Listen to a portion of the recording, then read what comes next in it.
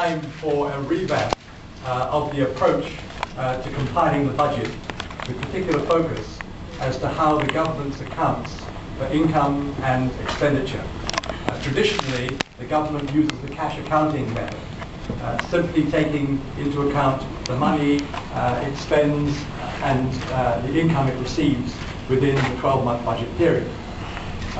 For many years, in fact since the early 1980s, the Hong Kong Democratic Foundation has been calling for the government to use accrual accounting. And for the 2023 financial year, the government did produce, and since then has produced, accrual accounts. But it produces these about 9 months after the end of the financial year, and it just does it for record.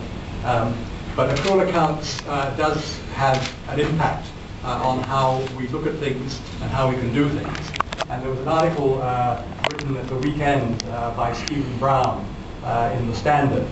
He's a weekly columnist there. And he gave an example. For instance, for the years 2002-3 to 2006-7, the 5 years for which the government produced accrual accounting, only in 2002-3 was there a deficit. And that deficit was 43.3 billion, compared with the cash accounting deficit of 61.7 billion. And during that 5-year period, we actually had a total accumulated surplus of 210 billion, against, on a cash accounting basis, an accumulated surplus of 53.6 billion. So what does that mean for Hong Kong? Well, it means that our financial position is substantially stronger than the government seems to want us to believe. And what does it mean for our budget policy?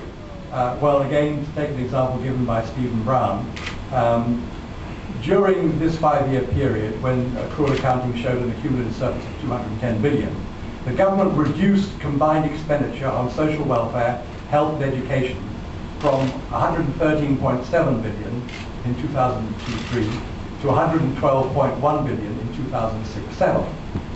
Given the fiscal position as shown by cash accounting, the government's belt tightening regarding this expenditure could well be regarded as justifiably prudent.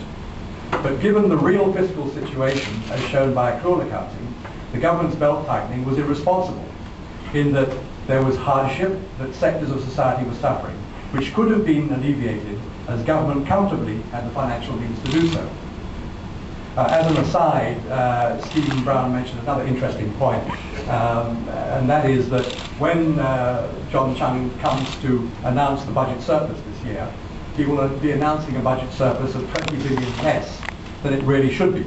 And this is due to an accounting policy change instituted by the government for this financial year in the way exchange fund income is booked.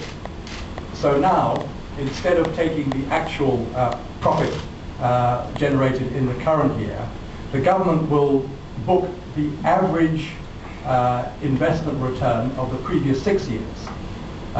This is being taken as a 7% return, whereas the actual return on the reserves for 2007 is 11.8%, and that accounts for 20 billion difference. We could do quite a lot with that money. To get back to accrual accounting, the point I want to make is that it is high time the government went beyond just publishing accrual accounts and actually developed its budget proposals on our financial status as shown by accrual accounts. Now, I realize that many